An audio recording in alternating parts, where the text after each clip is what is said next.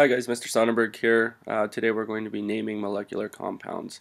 This is for Science 9 students studying matter and chemical change, and this is going to be topic 6 in your textbook for study references. And we're piggybacking off of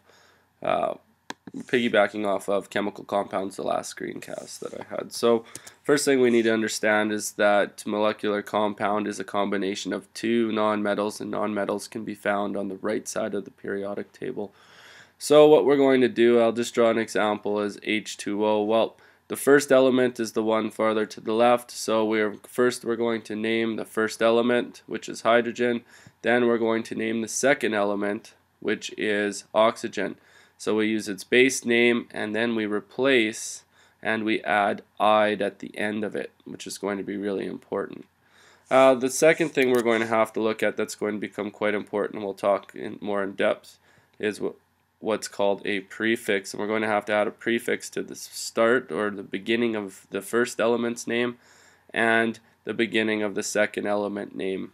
And we will talk about those prefixes right now. So there's 10 prefixes that we're going to want to know. 1 is mono, 2 is di, 3 is tri, 4 is tetra, 5 is penta, 6 is hexa, 7 is hepta, 8 is octa, 9 is nona, and 10 is deca. So there's one rule that's extremely important, and you're going to want to remember all of those prefixes. It's quite important, but there's one rule that's really important, is when we're naming the first element. So when we went back to H2O, hydrogen was the first. If that first element only has one atom, we don't have to put mono in front of it. So mono is omitted, which means we don't add. We don't have to add it. It's omitted in the first element. First element only though. You don't omit it in the second element. Okay? So that's really important. So these prefixes are going to become very important as you name molecular compounds.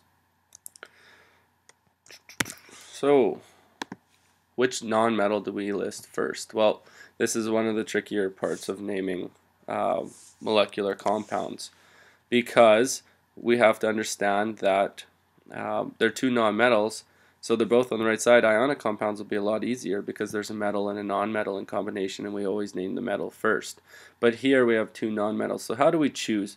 So we want to remember this arrow from top to bottom and more left. So as we go from the top to the bottom in the direction of this arrow, elements become more metallic or more metal-like. Oops, that's a K.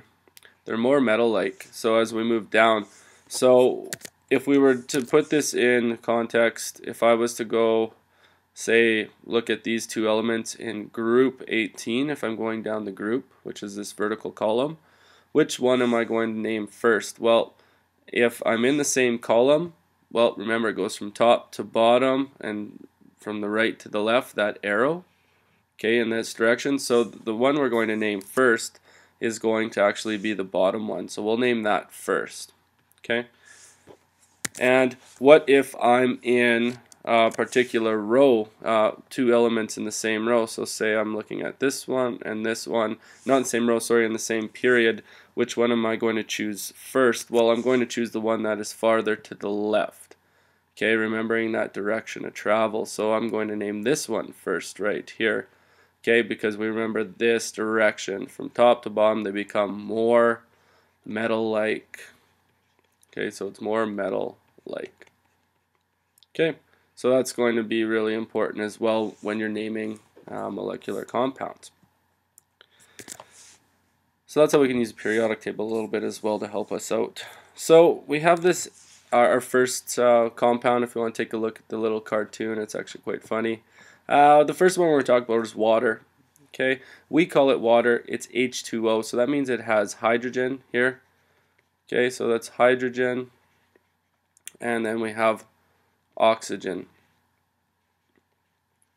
Okay, so what's going to become really important here is this little subscript number, because that's where that subscript number is where that's going to tell us what prefix we need to add. So what's our prefix? And that's going to tell us. So if we look back, I want you to pause the video and I want you to see if you can write this out on your own using that prefix and some of the rules we had. So we add "ide" to the end. If there's two vowels together, we typically drop one of the vowels, and I'll just show you what it looks like here. So this water is actually going to be called dihydrogen. Okay, dihydrogen, and then it's monoxide. So that's water's name, monoxide. So di comes from the subscript 2, so that's where we get di from. We named the first one hydrogen. It's farther left on the periodic table. It's most metal-like. And then oxygen is the one we named second, but because there's a 1 here, we don't show it. If it's a subscript of 1, we don't have to show it. That's one of the rules as well. We just assume it's 1, so then we use the prefix mono. But because there would have been two vowels together, we cut one of them out. We don't want to write mono and then have two vowels together like such. So what we do is we get rid of one of those vowels, and we get rid of one of them and we write it as such so that it looks like this. So water's molecular compound name is dihydrogen monoxide.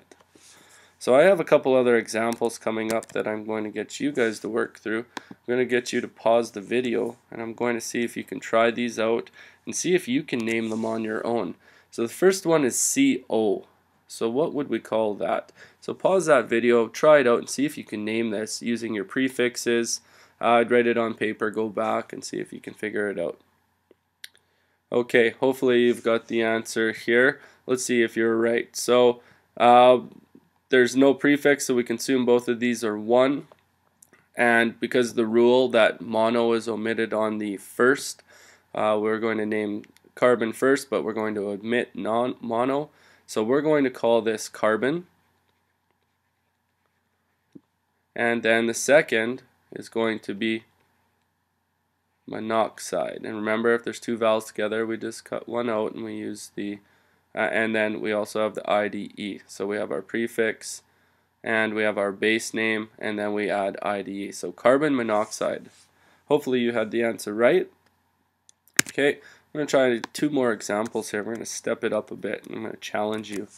So pause the video, see if you can answer these as well. Okay, good. Hopefully you have the correct answers here. We'll see if you're right. So the first one is we have to look at the subscript number. So we're going to have what's called dichlorine, and then it's going to be called hept oxide because there's 7. So where does hept come from? Comes from the subscript number 7. Where does di come from? Comes from the subscript number of 2. Okay, so that's how we use those prefixes right there. Okay, so let's see if you have the next one correct as well. So the first is going to be disilicon,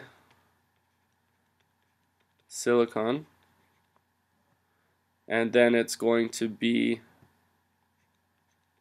hexabromide.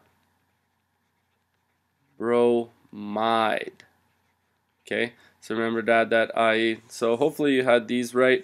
Those are 2 ways that we can draw these. Okay, so we had water, carbon monoxide. So there's a few rules you'll want to remember along the way. Go back, rewind the video if you want to look at those rules again. And I want you to make sure you've tried these examples out on your own and you become proficient in them.